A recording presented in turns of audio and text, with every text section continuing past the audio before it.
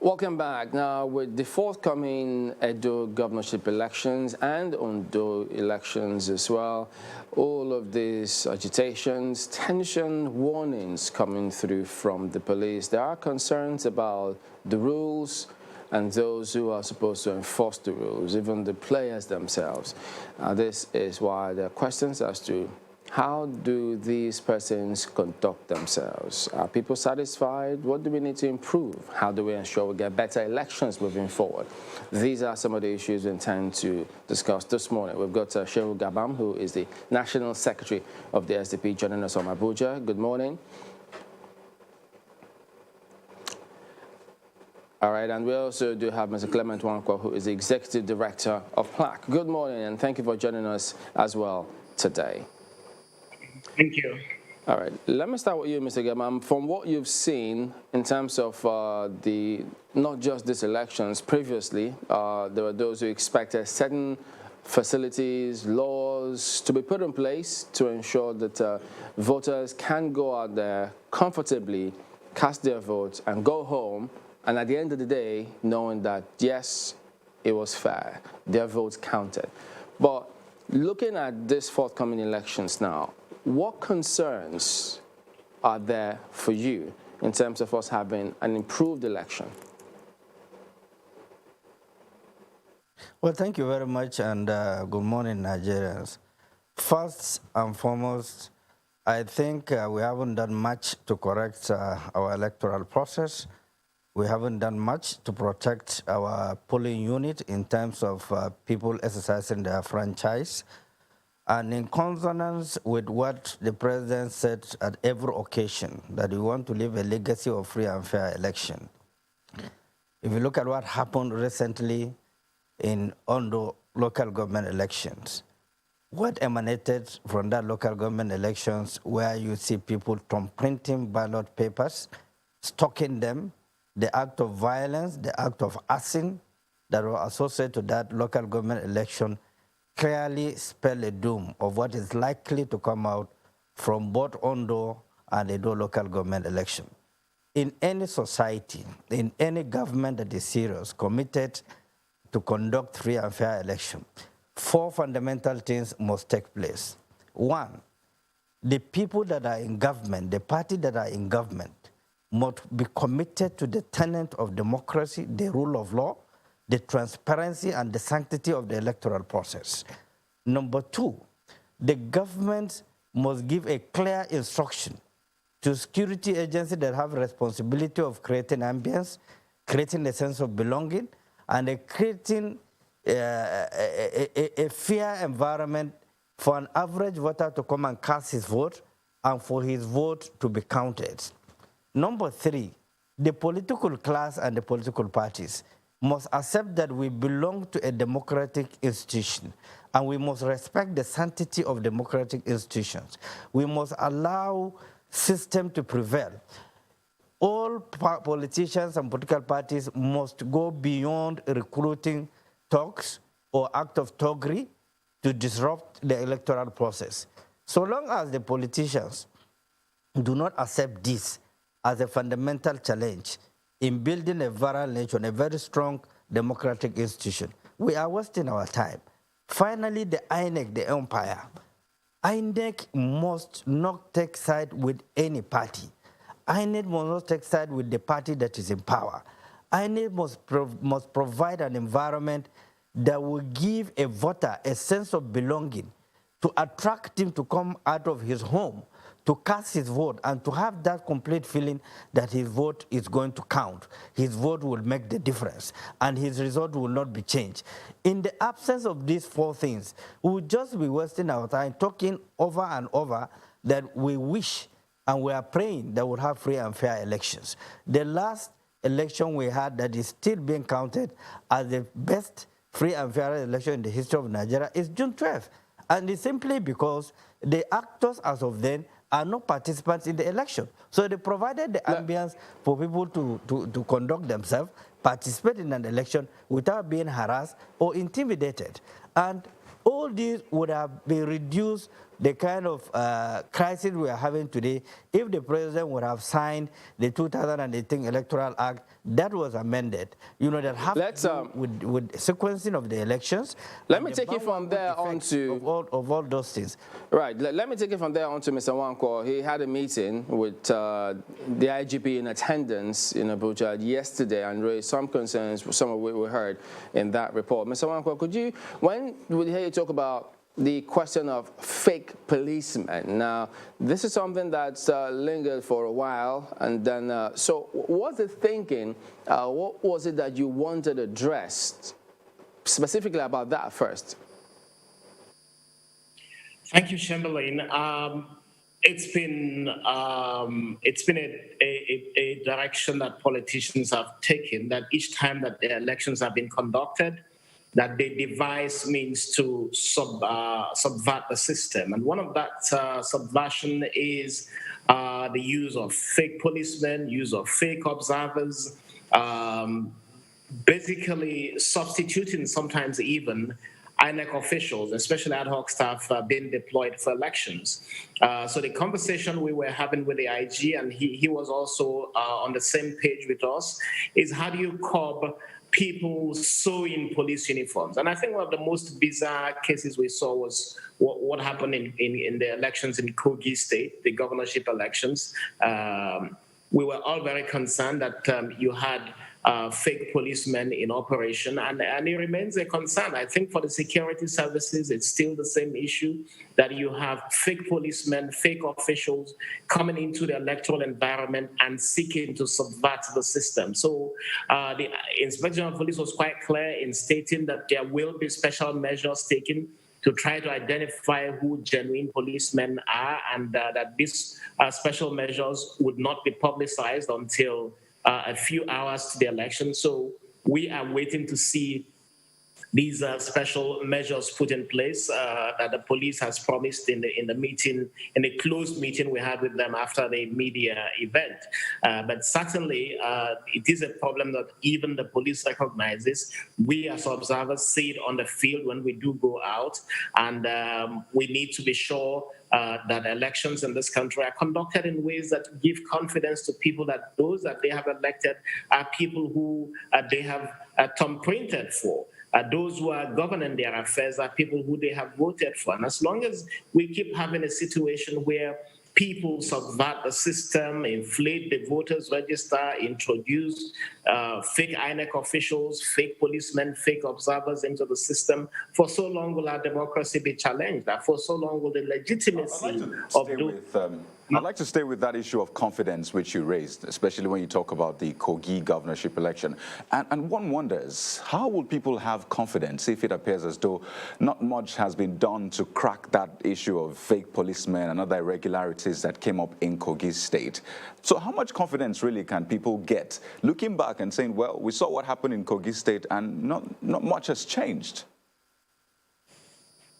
I think the IGP was quite clear in recognizing that this is a problem that exists, and for Edo State, he has made promises. But again, like you point out, I think it's a question: how do you encourage citizens? How do you give people the confidence to feel that when they come out and vote, it matters? How do you tell people that their votes counts? These are issues that is a challenge for everyone, for INEC, for the police, for stakeholders in the electoral process, because as long as people feel that it doesn't matter what vote they cast, for so long will our democracy be illegitimate. And as long as you keep delegitimizing our democracy and our electoral system, for so long then will you have a situation that the confidence in the electoral system is questioned. And I think that it's dangerous for democracy to have people discountenance the importance of their vote or voting. And I think it's a challenge for everyone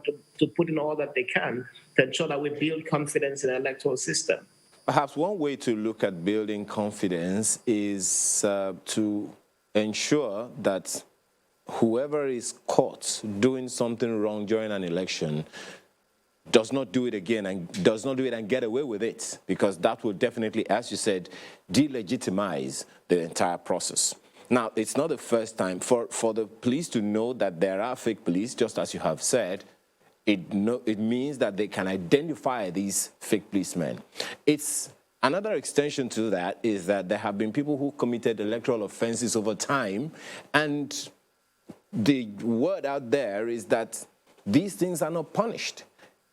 There is no deterrence, so to speak, for contravening all of these regulations of government. Fake police come and go and no one gets punished and all of that. How do we even begin to delegitimize by building trust when no one is punished for doing wrong during elections? I think it goes to the point, and Ayo and the rest of the crew, we've had these conversations in the past.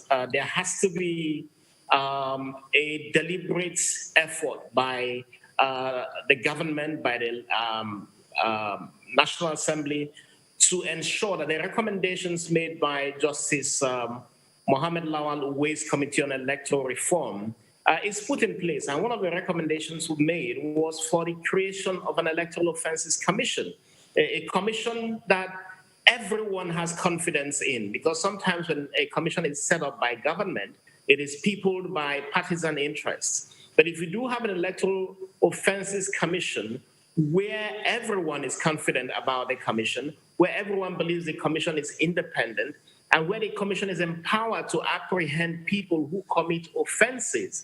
There are all sorts of electoral offenses defined in the Electoral Act, including pre-election offenses, including campaign financing, including vote buying, including imposition, including fake policemen, fake observers, fake officials. All of these are issues of concern that if you do have an Electoral Offences Commission that we're happy with and the country is happy with, there will be confidence and people would feel that they can come out and vote and their votes will count. In anywhere in the world where you cannot hold people to account, and it's not just Nigeria, anywhere in the world, even in the most advanced democracies, you will have people seek to find ways to subvert a system. And as long as we in this country operate without care about the law, with impunity, and with no one ready to rein in those who are so very anxious to seek for the loopholes, then for so long will you continue to see deterioration, not just in our national development or national infrastructural system, but especially in our democracy. And once democracy is absent, then the issue of development is stultified. So it is a major challenge, and I think it's important for the National Assembly, which has the Electoral Offences Commission right before it now. It's not a contentious bill. Everyone agrees with it. Even the president had in the past made a commitment to passing the Electoral Offences Commission bill. So I think it's something that all of the interests in the political system need to aggregate and decide to bequeath to this country an Electoral Offences Commission that holds both to account for electoral offences. Well, let me take this to Mr.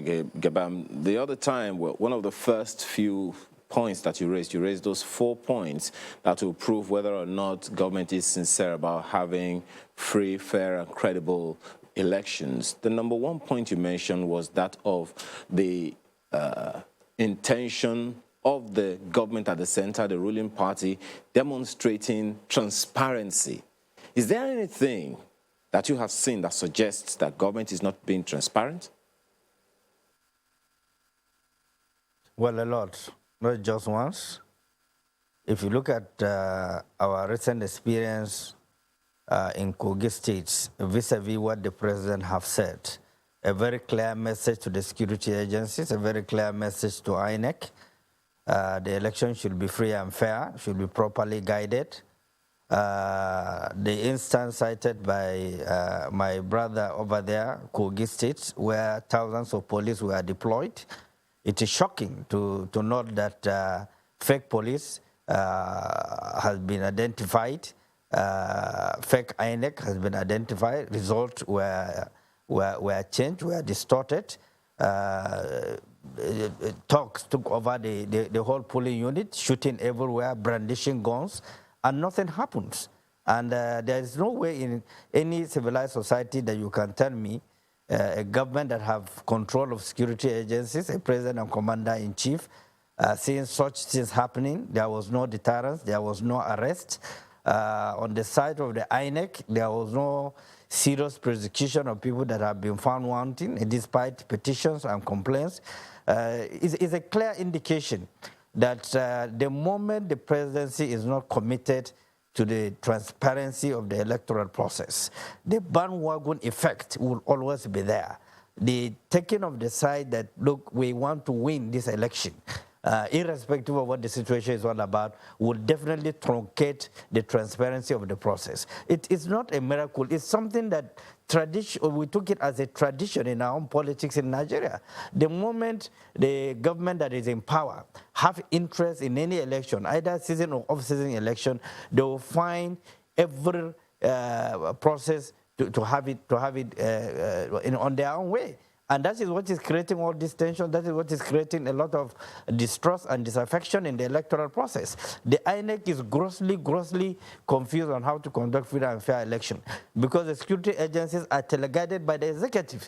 They ask them what to do and what not to do. So it's a difficult situation for anybody to tell you that this is an easy thing to be done, unless we are committed to having a very strong, a very transparent system that will give everybody a sense of belonging, that will create a participatory democracy, and the sanctity of the people that are coming to come out to queue and cast their vote, and their vote is going to count. In the absence of that, we'll continue going around the cycle, every year in, every year out, talking about how to have a free and fair election.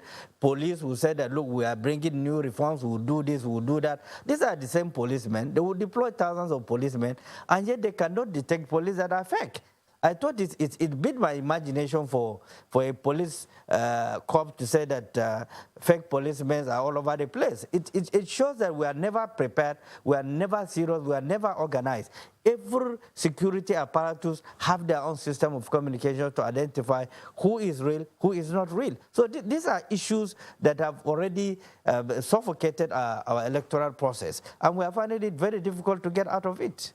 All right, Mr. Nwankwo, tell us about, yes, you did say that some of these reforms or things that should be in place for next general elections or even before would take more than this time. It means it will happen after the elections. How should we be proceeding? What should we be doing to ensure that, look, this Electoral Act this time and some of those other measures, concerns that you did raise in that meeting are addressed? I think the key thing, and I was happy to see that the president is concerned about executive legislative relations. Yes, he did swear in a committee which is of his own party and some members of the legislature to begin to harmonize relationships between the executive and legislature. And I think it should be a committee that should be expanded and be comprehensive, such that you have not just an APC and legislature harmonization or even committee to ease relationship, but an executive legislative committee. And we've advocated this repeatedly, a situation where you do not have the executive pushing bills, pursuing bills, and leaving the entirety of bills to be introduced by the National Assembly members is not healthy for development. I think that the executive needs to drive a lot of bills, and if you do have the executive drive a bill on electoral matters, there is already a lot of resource, a lot of materials within the National Assembly, within INEC, with the police, with civil society, to feed into that bill that will then be driven by the executive to ensure that it has speedy passage. The last time we had the Electoral Act that was passed by National Assembly, the president refused the assent because he said it was too close to the election. But of course, everyone was concerned that the president did not sign it because some of the innovations in that Electoral Act that the president refused to sign had included innovations that introduced a whole lot of electronic management of elections. And I think that the current draft bill before the National Assembly also captures all of this and even more. But the president, the executive, the attorney general needs to exercise its functions as attorney general and drive bills in the National Assembly for development, not just on Electoral Act matters, but across. Because where you have an attorney general that's not driving bills, then it really means that you have all sorts of bills through National Assembly, and sometimes it's a waste of time because then either the executive doesn't sign it because he didn't drive it, or really it's not a very well thought out bill. So I think a lot needs to be driven, and the National Assembly needs to pursue very urgently the passage of an Electoral Act bill. And one of the challenges with the present Electoral Act is, of course, that we have different versions of it. You have no less than 4 different amendments that have been made to the 2010 Electoral Act. Even those printed and sold in traffic is confusing for a lot of people. So we have advocated that the National Assembly takes in place or takes on board what is proposed to be a repeal and reenactment, which means you capture all that is within the existing law at this time, taking all the amendments and pass a new law that is in one document that nobody is confused about. Now, with respect to political parties, there has to be a greater scrutiny and monitoring of political parties. A lot of the political parties are constantly seeking ways to subvert the system, and that's why a political party or a candidate will get up and go and sew police uniforms.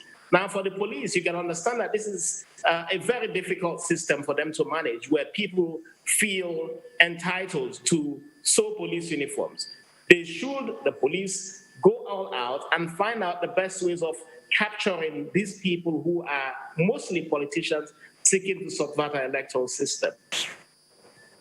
Well, one wonders really, Mr. Nwankwo, how far-reaching, forgive me, I need to go back to that, because if we are going to instill trust, we need to make sure that those who contravene the laws do not get away with it. I believe, you're a lawyer, we have significant number of laws in this country to deal with existing threats that we have, especially as it relates to elections. 61 people INEC prosecuted in the fallout of the 2015 elections. 1,119 electoral offenders were detained post-2019 elections. The problem then is, 1, how strong a deterrence are these measures taken? 2, the ones that are detained, the ones that are prosecuted, how many of them are in jail? How strong are these to deter people from committing these offenses? I think you've had a situation where the police started out at independence being one unit, and so they were in charge of apprehending offenders for drug offenses. They were in charge of apprehending corrupt cases. They were in charge of virtually so much. Over time, you've had the functions of the police dissipate into different agencies. And so you have NDLEA, you have EFCC, you have several other agencies that have emerged as a result of the challenge to the police in being able to carry out so much distended functions and activities. And that's why we are saying that with respect to the role of the police, there's so much that the police has to do, so little resources available to it. And so if you are interested in tackling the challenge of electoral offenses, the recommendation for an electoral offenses commission then becomes attractive. And when you have a commission charged, well-funded, and with a lot of confidence in it by stakeholders, then that commission will be able to call people who infringe the law on electoral issues. Now, the police says we've arrested 61 or whatever numbers of people during an election. At the end of the day, not a lot of them are being prosecuted because there is no specialized interest or responsibility or unit within the police that is able to investigate, and prosecute people for electoral offenses. So okay, well, we do have to go. We do thank you both for talking to us. Mr. Clement Nwankwo, Executive Director of PLAC, and Mr. Shehu Gabam, the National Secretary of the SDP. All right, then we will be back in just a moment. Don't go away.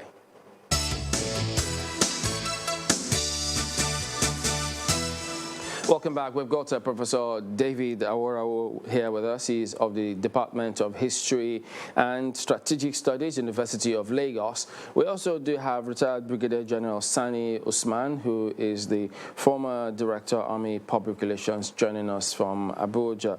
Well, General, let me start with you. I mean, while you were in NIPS, your course had a trip to Accra. There were certain findings and certain other notices that you observed. Could you tell us about what you observed concerning what is currently going on now? Yeah, good morning. You are quite right. When we were on Senior Executive Course 40 2018, our study group, which is study group 5, were in Ghana in 2018. And we had interactions with both government officials and the civil society and ordinary Ghanaians. And part of it, actually, we were interrogating the internet security framework as well as community policing of that country.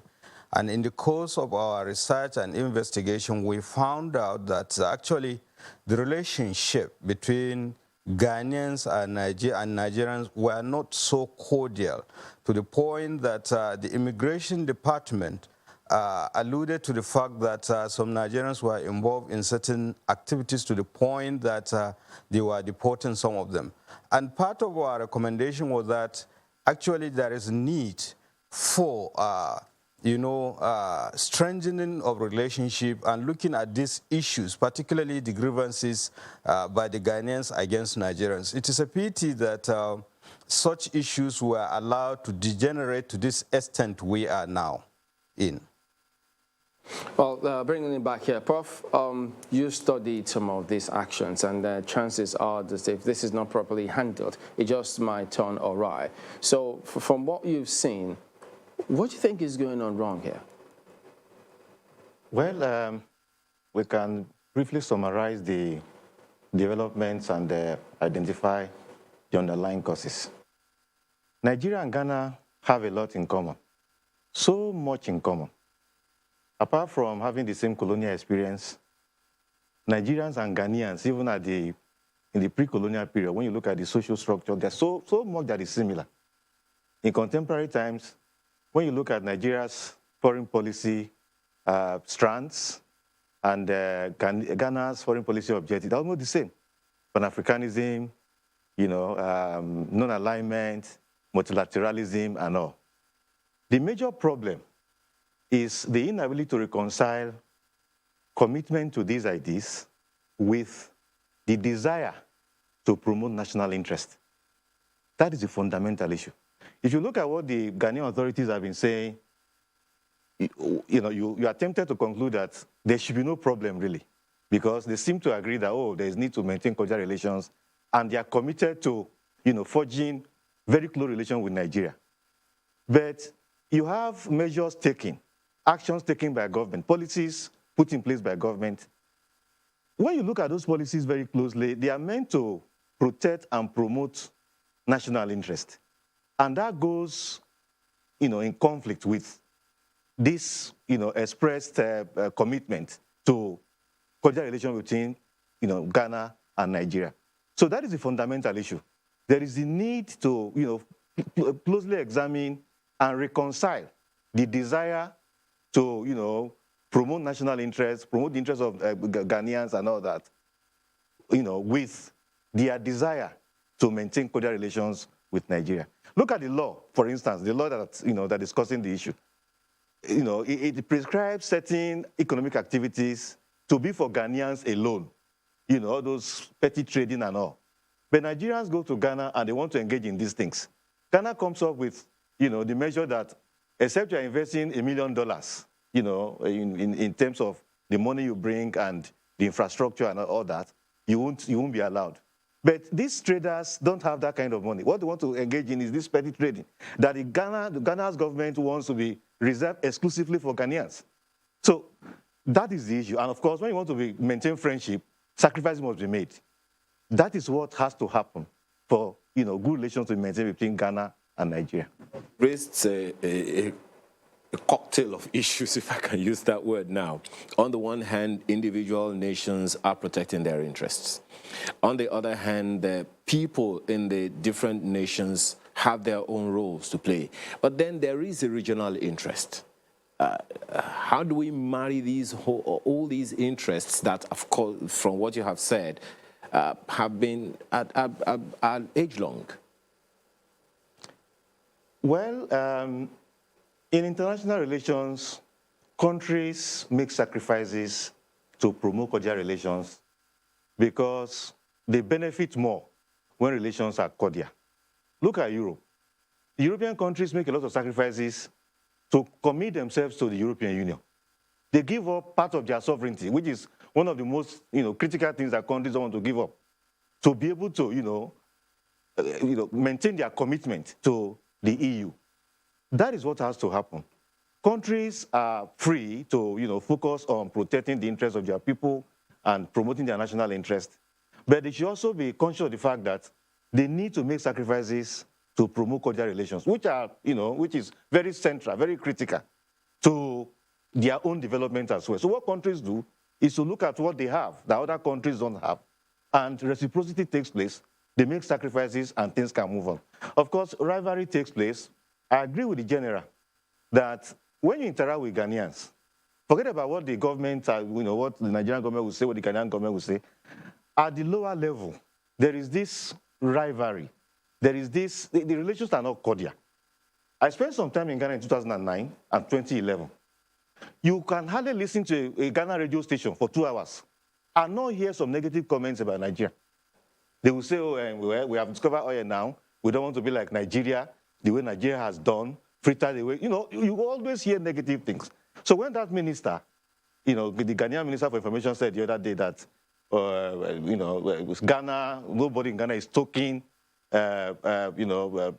negative comments and all that. It's not true. Because just stay in Ghana for some time. Just as the general said, you see this, the desire to bring down, the desire to, treat disparagingly, which is what has, degenerated to these attacks on Nigerians in Ghana. Okay, let's touch base with Abuja now. Well, you've heard what he has said. He's talked about some of these issues. And I remember that you talked about your trip to Ghana and what you found out. I mean, in terms of public relations, really, Nigeria put out a statement. Nigeria's Minister of Information put out a statement. Ghana replied.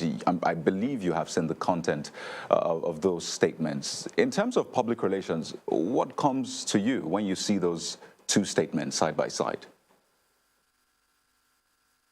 Actually, I'm not surprised. Being a fellow of National Institute of Public Relations and having practiced public relations in the military for almost 36 years, I'm not surprised given the two statements by the both ministers of information of the Federal Republic of Nigeria and that of the Republic of Ghana.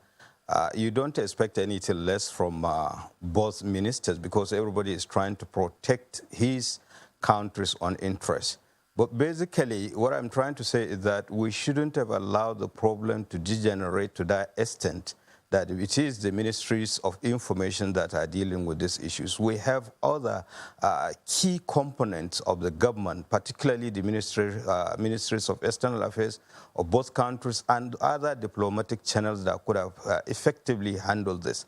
And going back to that, not only in 2018, I was in Ghana in 2019. And just like the professor said, there is this kind of healthy rivalry between Ghanaian citizens and Nigerian citizens. We have seen it even in the military. In fact, we jokingly used to say that a Ghanaian may not necessarily be interested in anything except when a Nigerian is interested. Once a Nigerian is interested, and definitely you will see the competition. But over time, it has been a healthy competition. But why do we allow it to generate to this extent? I really cannot understand. And of course, using the public relations strategy, this issue could easily be mitigated because there is a commitment on the part of both countries and citizens to live in peace and harmony among themselves. Look at it. We have even a country between us and the Republic of Ghana. But I can rest assured you, Nigerians feel at home in Ghana than in being in Togo. The same thing with Ghanaians. And I think it's a matter of reciprocal, just gestures, just like the professor has said. So we have to understand those areas that we have so much in common, especially in terms of regional and international relations, to the point that we should be the brothers that other African countries look at us, because an average African look at a Nigerian and a Ghanaian as if they are brothers and sisters wherever, no matter how otherwise you feel. But that is a sad reality. So we have to build on that, and public relations is basically about dealing with mutual respect and benefit for both countries. And there are many, many, opportunities, for both countries to do that. Take, for instance, the biggest 6 banks in Ghana were owned by Nigerians, or Nigerian businesses, and so many other things. Look at tertiary institutions. There are so many things. And so the issue of hostility between the two countries should not be emphasized like, the opportunities and the good relationship that we should. Yes, I agreed. Quite a number of times the Ghanaians attribute their problems to Nigerians. And I could remember in 2015 when I was on course at Kofi Annan Peacekeeping Center, a Ghanaian looked at me straight in the face and said, well, we have never known armed robbery. It was Nigeria that brought armed robbery into our country. So there are negative comments all over. So it is not true for anybody to think that the relationship are that 100% cordial. But we have to emphasize those aspects, the historical common history we had, the other interests we had together that should be promoted. And if you even look at the issue of security, I could remember the custom officer was telling us, look, if we don't deal with issues, of security and, small arms proliferations and drug trafficking, they will consume all of us. So there are common areas, that Nigeria and Ghana really need to smoothen their relationship. Well, let me come back to Lagos. Professor Orao, well, he says that we should de-emphasize some of those negatives and emphasize on the brotherliness, the bond we have. But the governments will play a major role in that. Now, I recall recent issues with South Africa when people wanted to take laws into their hands. I recall the government saying, we will not allow you. That's Nigerian government saying, we will not allow you. Policemen were deployed around. And, I mean, we saw what happened with that. So looking at the government's response in Ghana, for one, and, the statements that are being made, the fact that people are saying elections are coming, and that's the goal for a lot of people, which is maybe why this is being escalated to that level. What would you say the role of government should be in this? The government has a major role to play. A whole lot of things that the government needs to do. Some of these enactments they come up with to try to protect the interests of Ghanaians, the economic interests and the rest of them, they need to, be well thought out. They need to, look at what the implications of some of those laws will be on relations between them and other West African countries. That is one. It's government that makes those laws and not anyone else. Second, the government needs to, take a decisive step to, enlighten Ghanaians on the need for them to be accommodating of other, people from other countries in Ghana. Because apart from the level of government, there is this, rivalry and this bickering, this distrust and mistrust, among Ghanaians and then against Nigerians and all that, and other, of course, other people from other countries in Ghana. There's the need for enlightenment. There are too many negative things that anything that happens that is negative, they want to adduce to Nigeria. So the government has a whole lot to do. Apart from the diplomatic level, they need to come down to look at the laws they make in an attempt to protect the interests of Ghanaians and see how they can reconcile that with their desire to maintain cordial relations with Nigeria and, of course, other countries in West Africa. But they are, and they should also understand the fact that Nigeria and Ghana, occupy a special place in West Africa. Many of the conflicts that have broken out in West Africa in the past 20 years or so, Nigeria and Ghana were pivotal to resolving them. You need to see how many meetings were held between Nigerian leaders and Ghanaian leaders in resolving the crisis in Sierra Leone, Liberia, and most recently in Cote d'Ivoire. All of these things are things that government needs to focus on. Our own government too we need to continue to, encourage our people. Because when you go to Ghana, there's a whole lot of 419, I mean, this cybercrime in Ghana. And when I was in Ghana, I went to our embassy. At that time, Obanikoro was our high commissioner. There were confirmation of many Nigerians who were actually involved in cybercrime in Ghana. So we also need to tell our people, you go to another man's country, be sure to respect the laws of that country, because these are some of the issues that have caused, a conflict between Ghanaians and Nigerians. So the government has a whole lot, to do in terms of the laws they enact, how it will affect people from other countries, in terms of, how to ensure that they enlighten Ghanaians to be accommodating of people from other African countries, and then make them understand that cordial relations will be, a win-win thing for both them and, immigrants from other countries in Ghana. Now, looking at the pronouncement of the two governments, it would seem like there is a lot that both of them aren't doing or are doing more in their own interest than in the regional interest. Because if you look at the law, for instance, that's the GIPC Act that the Ghanaian government has come up with, many believe, of course, that it is frontally against the ECOWAS protocol. And, of course, you saw the report where the Ghanaian government is also accusing the Nigerian government of blocking its own borders and affecting regional trade. So how strong, then, is the ECOWAS and the regional interest in all of these individual nations' interests? Well, unfortunately, ECOWAS is not so strong.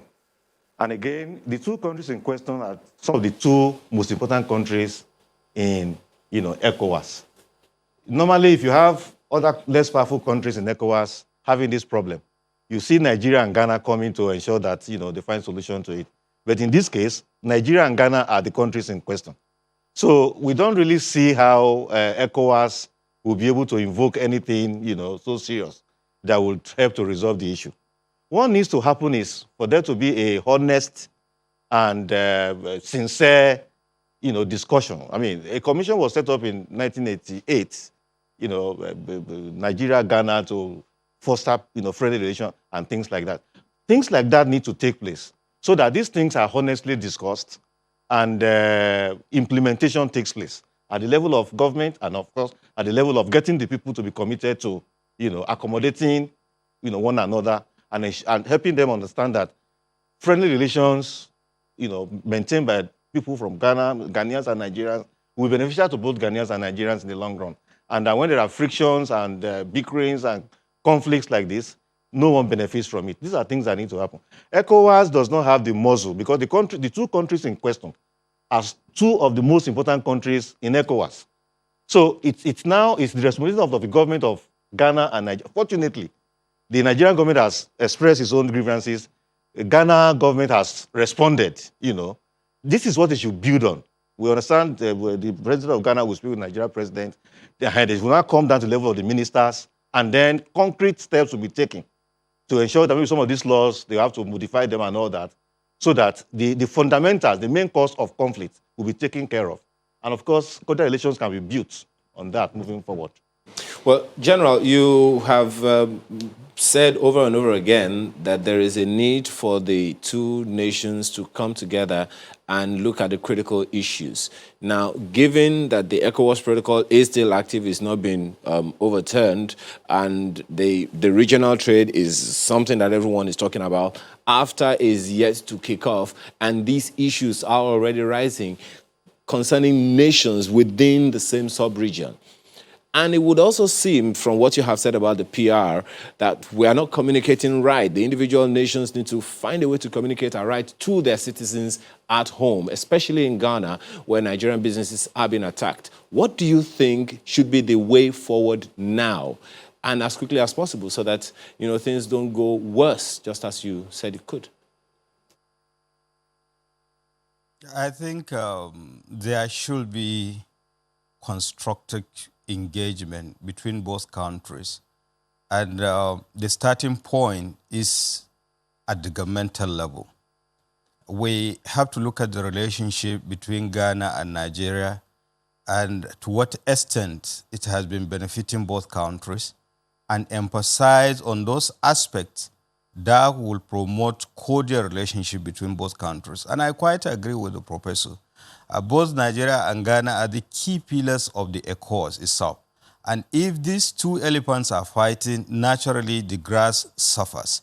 And, by that, the citizens and trade and investment, economic well-being, social well-being and cultural well-being of both citizens will definitely suffer. And it will affect not just Nigeria and Ghana, it will affect other countries.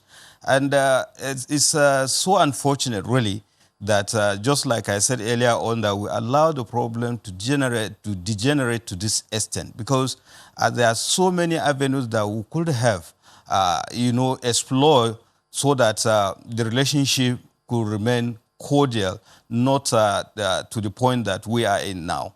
And basically, we have to look at even the ECOWAS protocol and all the rest of them. Because take, for instance, even the free movement. There was a particular instance where a Nigerian, because of the ECOWAS protocol, used to go to Ghana with an empty vehicle. And he will come out of Ghana empty. One day, one of the security officers decided to critically examine that vehicle. And we look at, he found out actually the lorry was articulated, and in between the compartments there were arms. The man has been trafficking arms. At the same thing with other, illicit drugs and what have you. So these are some of the issues that we have to look at. And what are those contentious issues? We have policies too that are inimical to Ghanaian, well-being and development. Take, for instance, the issue of closure of borders, and to what extent it has affected. And even in the statements of the minister of Ghanaian information minister, he made mention of the closure of border. And we know that they have huge population of unemployed youth, and economic crunch is all over. So some of our policies also affects the Ghanaian economy and the well-being of the Ghanaian people. At the same time, too, some of the Ghanaian policies, especially the Ghana Trade Investment Act of 2013, 865, to a large extent, more or less like targeted businesses associated with Nigeria. So there is need to sit down on the table and critically examine those issues, the contentious issues, to see how do we resolve them. And naturally, just like the professor said, you have to meet each other halfway, because we stand to benefit if there is a cordial relationship between Ghana and Nigeria in terms of peace and security and economic well-being.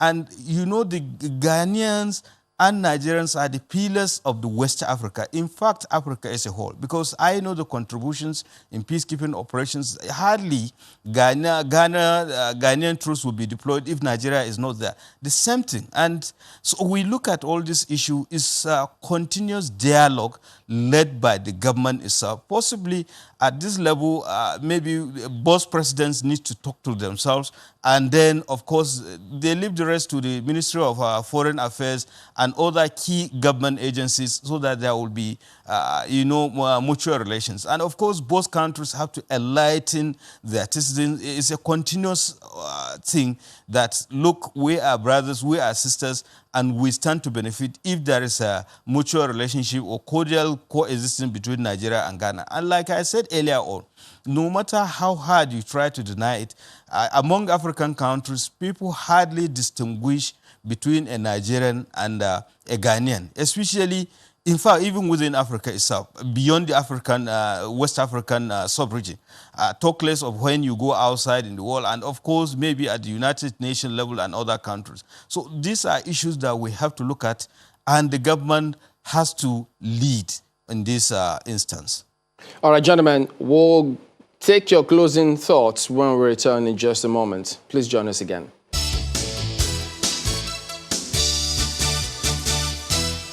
All right, welcome back. Yes, we'll be winding down with those comments. But, Prof, could you tell us, what do you think about the comment made by those two gentlemen? The comments are correct, and they summarize the contradictions, and they also indicate what the way forward should be. Since the beginning of the Fourth Republic, a major strand of Nigeria's foreign policy has been, citizen diplomacy, to pay attention to the interests and welfare of Nigerians everywhere. Before then, it seemed that the foreign policy was just towards outside Nigeria, towards other countries outside Nigeria. But then it was better thought out later to say, okay, there's a concentric circle.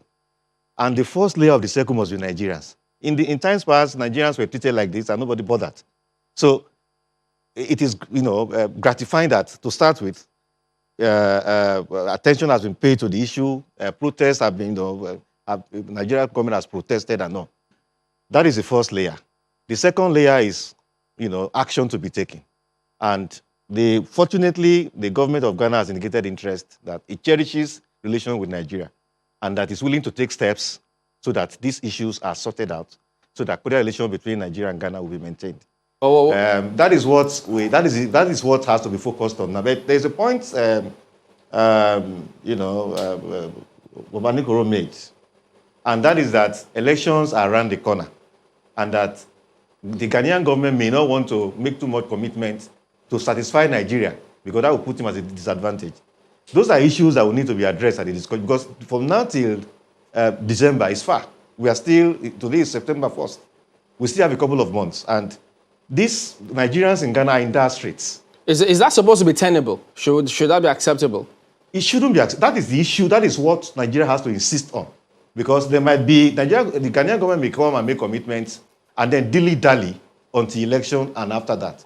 The Nigerian government needs to insist, needs to be very clear that we know elections are around the corner and we know that very few people are, enthusiastic about doing anything now that may be perceived as being against the interests of Ghanaians and puts the particular political party at a disadvantage. Nigeria needs to insist that whatever they agree to, or whatever things they agree upon now, action must be taken so that Nigerians in Ghana don't die before December. Because we saw a similar scenario between Nigeria and South Africa until the governments eventually got together and spoke about it. If Nigerians hit the streets at that time, they were really not happy about that. So chances are that if they don't handle it right, Nigerians can always push back if they feel the government hasn't done enough. But do you see this affecting this Africa continental free trade after, as a matter of fact? Certainly it will, if it is not properly handled. To start with, there are many contradictions even regarding the commencement of that already. Nigeria has closed its border. That is antithetical to the spirit and letters of that. So there are so many things that need to be sorted out. Not just Nigeria-Ghana relations, yes. If it is well handled, it will be positive. It will contribute positive to it and ease the implementation. Well, the government has said that, look, the economy is chief in all these considerations here. So, that's why we elected the government, to ensure that the economy of the country is strong enough. So if they have to take policies to ensure that our citizens benefit for it, can we kick against that? Yeah, it comes to what we started with, and that is that there needs to be a framework to reconcile protection of national interest with commitment to international, continental and international obligations. We are committed to that, free trade in Africa, and then we are closer, but you can't reconcile that. So there has to be a way to, go around the contradiction. That, okay, what can we do so that economic sabotage we do not suffer from economic sabotage? Because that's what it is. When people just move across the border and they don't pay duties and they bring things into Nigeria. So reconciling protection of national interests with commitment to international obligations. That is the thin line the government needs to look for a way around, such that Nigeria-Ghana relations can be better and such that Nigeria's commitment to free trade in Africa. Don't forget, the closure, I thought the government also said, look, that they had told those other countries that they must ensure that they take measures that they don't continue to sabotage the economy. And the government, I thought they said that if they agree that they can guarantee and those measures are put in place, that they will go ahead and do. Yes, that is the reconciliation I talk about. It's not that Nigeria will just open its border and then suffer from economic sabotage. Nigeria needs to engage those countries so that the reason for which the border is closed can be addressed. Togo is here, Benin Republic is here. The governments of these countries need to be engaged constructively. Now look, the borders are closed because of this, that, and that. And for us to open it, in line with our commitment to free trade in Africa, you need to do this, that, and that. You recall that when this violence across the Tijani and Co. at that time, the government closed it. The president of Nairobi came to Nigeria. And when you study the pattern after that, for so many months after that, you didn't have any of such happening. That is what the government needs to do, to reconcile its protection of our own economic interests with Nigeria's commitment to international obligations. All right, let's go to Abuja now. General Usman, obviously the border closure will form a major issue in the deliberations and, of course, political considerations also. We've talked about the coming elections in Ghana. But first, I'd like to get your response to the two gentlemen that spoke, during the break, the angle from Mr. Abanikoro and Mr. Momodu talking about, 3 months or 4 months to the elections is a long time, especially a lot of people are waiting on the Nigerian government thinking, how will Nigeria act now? If you were to rate Nigeria's response, the Nigerian government's response, in the past few months we've had this hostility, according to the government. How would you rate the government? Yeah, I think the effort is not good enough. Let's be sincere about it, because Nigeria ought to walk the talk. We have so much investment in that country, and there is so much relationship. In fact, when you look at it at the military and security level, there is this exchange program of students, participants at the Command and Staff College and the National Defense College, not just students, but also directing staff at GAPC and Nigerian institutions. So these are issues that the government ought to look at critically. And we seems to be being in a position that we have the upper hand in terms of population, in terms of resources, in terms of investment. Therefore, Nigeria, beyond, glossing over issues, you should take the issue very seriously, because Nigerians actually are suffering in that country based on these legislations and, closure of shops and, in fact, demolition of Nigerian high commissioned properties. And all these things are being carried out by the government agencies of that country. To what extent has Nigeria, showed this affection towards this attitude by the Ghanaians? I think it's not good enough. We should do more. I'm not saying that we should antagonize the Ghanaians beyond what is reasonably fit. But I think we have the wherewithal to ensure that Nigerians do not suffer in that country. And of course, it has to be through constructive engagement, diplomatic missions and what have you. So basically, then coming back to what the former minister said and the former ambassador or high commissioner, Mussolino Obanikoro, and I think we need to address the issue now. The fact that election is coming in the next 3 months, we cannot allow this relationship to degenerate. We cannot allow Nigerians to suffer and their businesses suffer. I think we need to constructively engage the Ghanaian government and Ghanaian government and the people to ensure that this issue is resolved. So we don't have to wait for elections. Agreed. Some activities of Nigerians in Ghana are perceived to be inimical to the political atmosphere in that country, because the government itself, the present Ghanaian government, sees Nigerians as if they are being sponsored by the opposition. So they should respect the laws of the land, do things that are expected of an average Nigerian citizen, because a Nigerian citizen, wherever he is a good person, he is a law-abiding citizen, and he should reflect as such wherever he happens to be. So basically, these are some of the issues. And of course, coming back to legislations and policies, we really need to look at those issues that jeopardize the economic well-being of sister African countries, particularly at the ECOWAS sub-region, because Nigeria, they said, is a giant. Whenever it sneezes, others. Just one moment, General. There was something. Just one moment, General. Pardon me. pardon me for butting in. Just one moment. There was something you said about, the government and the people doing what they need to do, and that is taken.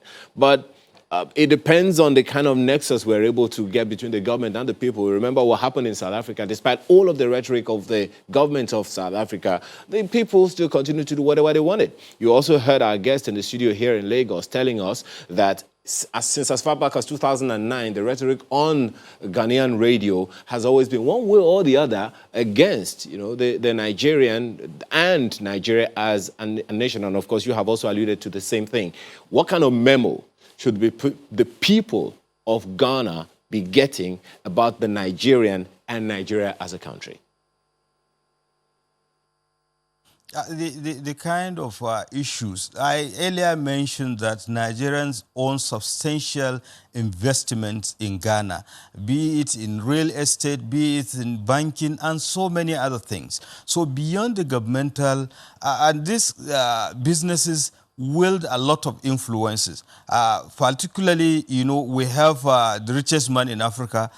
He has substantial investment. And of course, he has friends. He has business partners. If we start to talk at that level also, it will permit down to the ladder so that an average Ghanaian will understand that actually some of the problems that they are experiencing in their country is not being caused by the Nigerian citizen living in that country. Vis-a-vis what we have here in Nigeria, we have to understand that they are our brothers, they are our sisters, they are here to benefit from what God has given us. Similarly, the Ghanaians should also be enlightened to understand that Nigerians mean well.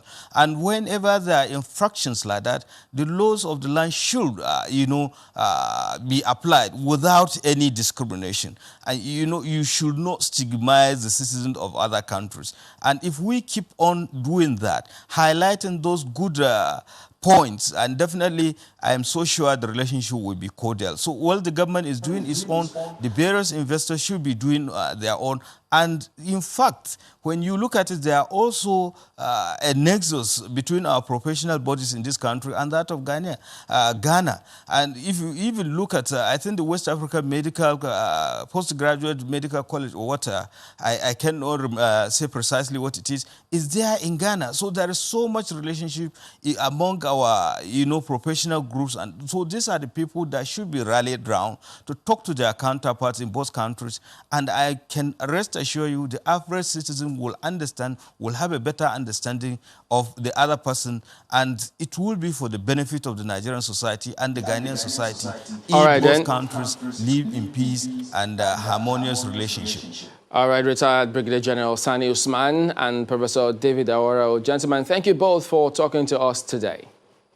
All right, well, yesterday we did talk about a certain matter in Edo State in the build-up to that election where the APC did accuse the resident electoral commissioner for Akwa Ibom State, Mike Igini, of leading some plans, hatchet job to do in Edo State. But Mr. Igini has since responded. He's filed a suit challenging the person who spoke and the party, saying they need to do certain things which he put up in the letter by his lawyer. But let's get Mr. Dan Wanyao to weigh in on the matter. He joins us on the line today. Good morning, and thank you for joining us today. Well, that comment, many thought, is it politicians at their wits' end again, or this is one step taken too far? Good morning, Chamberlain.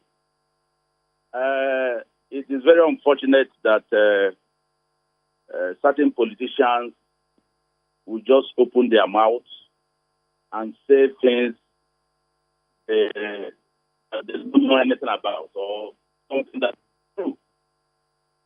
Mike Igini is the rate in Akwa Ibom State. And you can see, for those of us who are participating in a state election, there is every reason for us to get worried. Mike Igini's shadow was just what they saw, and they started panicking. Even when Mike Igini has not been posted to Edo to be the resident electoral commissioner. You see, Mike Igini is the template for free, fair, and credible election in Nigeria today. And I will give you reasons. For those of us who have been participating in elections from all the political parties, including PDP and APC, they will tell you that Mike Igini is one man that will deliver his mandate, and you cannot influence him or change him. He will always do the right thing. I'll give you some examples. You see, in 2011, there is a place called Gogobiri Waters. That place, Cross River State, that place is dominated by the House of Fulani. Over the years, they have always written results for that constituency. When Mike got there, Mike succeeded in allowing free and fair election. Everybody voted. After that time, CPC won a state assembly seat. ACN won a state assembly seat. PDP accused Mike Igini of bias. In Imo, in 2011, Mike was seconded in the second phase of the election. Abga won the election, PDP lost. Mike was accused of bias. In Anambra State in 2012, in the senatorial election, PDP won. Abga lost. Peter Obi, one of our best, acknowledged his party lost. Acknowledged that the election was free, fair, and transparent, and congratulated Mike Igini. Now in 2014, let me not go too far. In 2014, I understand this background, but you know, speaking of what is happening now, I still fail to see why this is a big deal, especially for the APC that made that statement, because people are wondering, he's not the resident electoral commissioner for Edo State. So are there maybe plans or there are feelers out there that he might be deployed to Edo State? It's still hard to connect these things, really. I believe you should be in the know. So what is a big deal here? A big deal. It is a big deal because they want to test run something in Edo. That is something they're cooking. They want to test run in Edo, which they will transfer to Ondo. And I have called all the other political parties that are participating in elections since this is started for us to meet and take a position on this. That thing they want to test run is how they will hijack the agencies, rig the election. You are asking me why it's a big deal. It's a big deal. I don't even know why Mike Igini was not sent there. It was in 2015 in the same Edo when they were saying that federal might. Mike Igini said there will be no federal might here.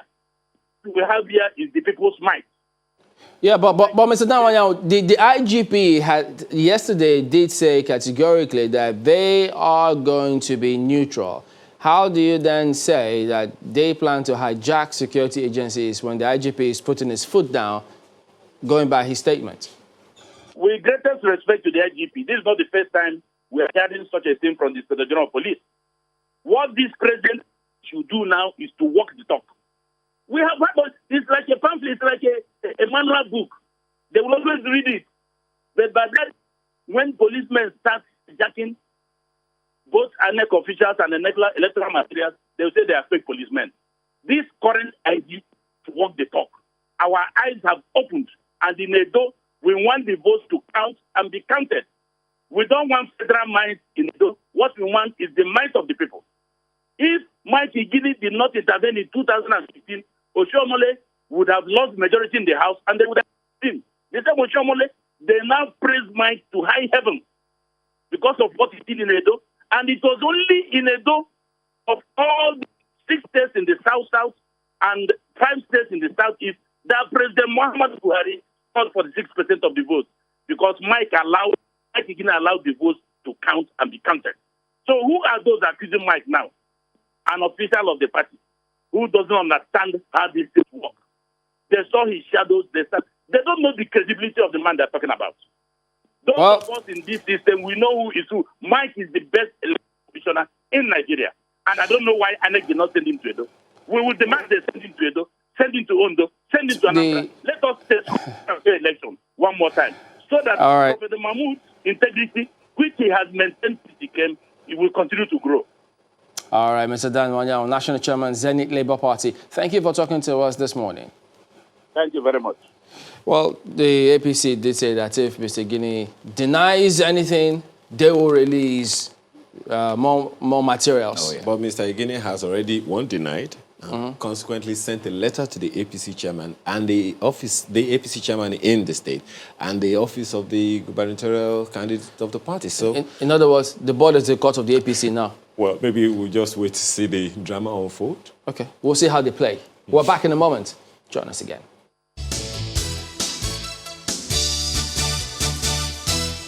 Well, even if Messi goes to City, it doesn't make City unbeatable.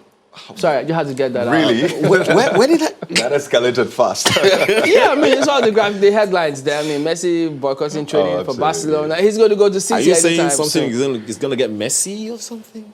Well, it could get Messi with other teams who don't take it seriously if they face City, if Messi's in City. So, you never None know. in the EPL, I don't think so. Look at some comments coming from, this one is from Olagmunju, who says, irrespective of nations making policies in favor of their respective citizens, policymakers should work with all stakeholders to develop options that preserve the important aspects of a regional relationship, paving ways for cooperation across a range of issues between nations. Well, Henry says, whereas Ghana is unleashing its bold policy in citizen diplomacy, Nigeria appears to be addicted to what he calls the anachronistic and self-aggrandizing big brother doctrine that has returned negative dividends on the investments. Rethink our foreign policy now, he says. Madam Joshua is interested in the elections, and he asks, why hasn't the president signed into law the amended Electoral Act 2018, which was not signed due to what the president called the timing that was too close, but has now spent over 3 years, and the matter is forgotten, and we expect that the elections to be free and fair? Question.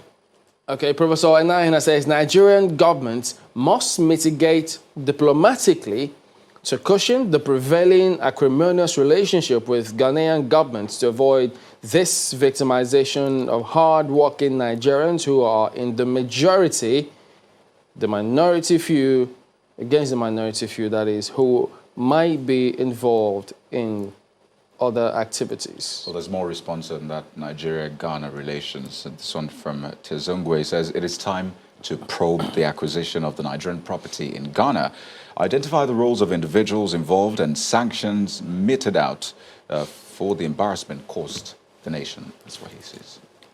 All right, so there you go. That is it today. Thank you all for watching. We'll see you again tomorrow. I'm Chamberlain Uso. I'm Kayode Okikiolu. And I'm Ayo Makere. Have a wonderful day, and please keep safe.